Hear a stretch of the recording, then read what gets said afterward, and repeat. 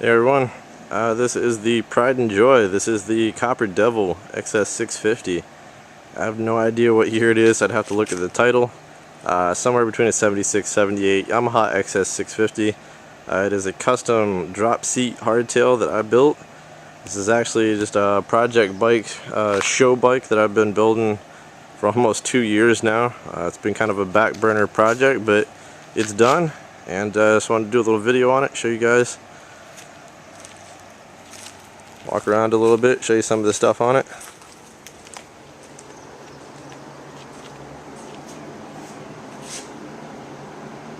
This is all built, fabricated by me, Jason here at Vintage Customs.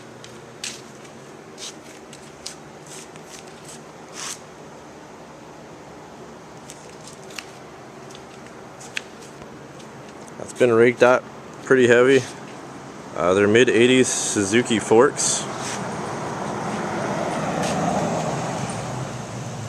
I got them at a motorcycle parts yard. Just liked them for how smooth and clean they were.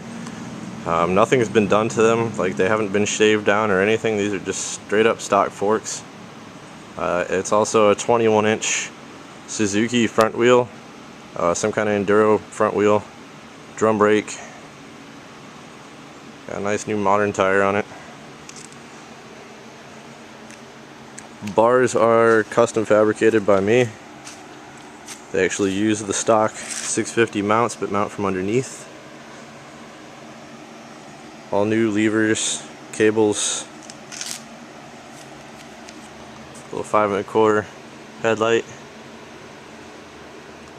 Grips are made by me. They're leather. That's actually over a regular grip. To match the seat.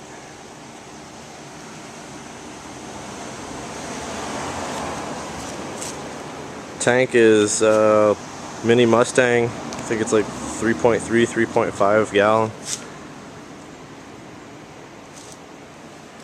It is black and copper with some custom airbrushing on it. Done by my friend Fern at Inferno Airbrush. It's the coupe devil head image. Seat pan is just a custom bent seat pan. There's actually no padding on it. The leather's laid right onto the steel seat pan and then kind of stitched around, little detail. Seat perch or seat mount is actually part of a trailer leaf spring. And there's rubber bushings or rubber, up in here. It gives it a little bit of flex to it. The spring really does not give under any kind of weight. It's way too rigid for that. Frame is all one-off, fabricated, welded by me. The axle plates or the dropout plates are 3/8 steel, custom cut. Rear wheel is a 16-inch Yamaha XS wheel with a Shinko double white wall tire, brand new. Chain's a new nickel-plated chain. It's not really a tensioner, but it's just a way to keep the chain out of the way of the frame.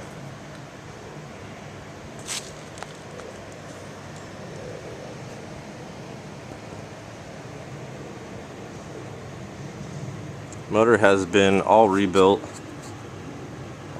New rings, lapped valves, seals, gaskets, all that. It runs amazing. Really smooth. Mid-70s carbs, all rebuilt, polished, float bowls and caps. New, intake filters.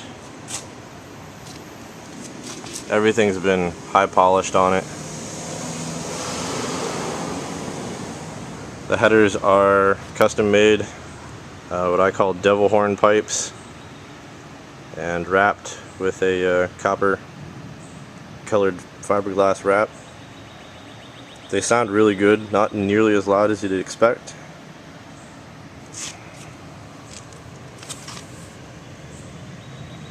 This is actually the battery box and electronics. It's a small AGM battery, little 4LBS, which is like the stock number for it, real tiny little AGM battery.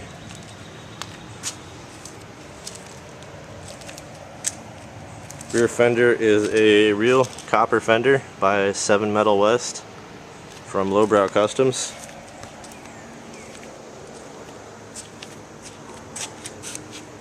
Taillight's just standard, like Ford style, you know, Model T, Model A, whatever it is. Tail lamp.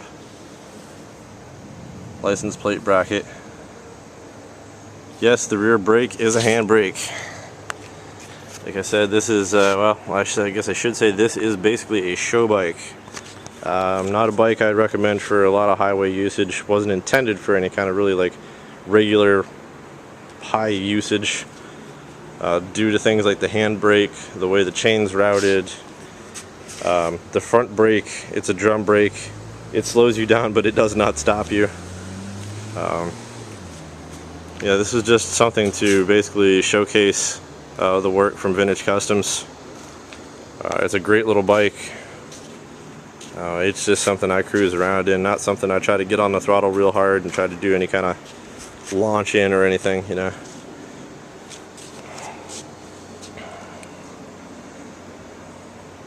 Kicker pedal, old Harley style bicycle pedal.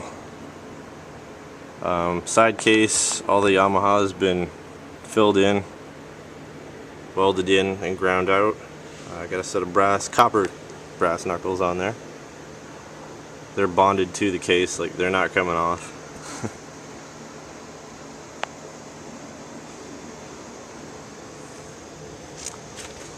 All the electronics are actually underneath where the starter went. Starter is really useless on these, and it makes a nice little cavity for hiding stuff. So there's a block off plate for the starter, and then the coils and the solid state regulator rectifier are all mounted underneath of there. Wiring pretty much comes right into the box. This is a neutral light. I don't know if you can see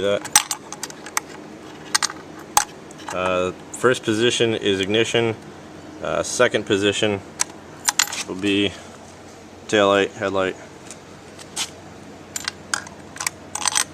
Also, there is no brake switch on this, so there is really no brake light.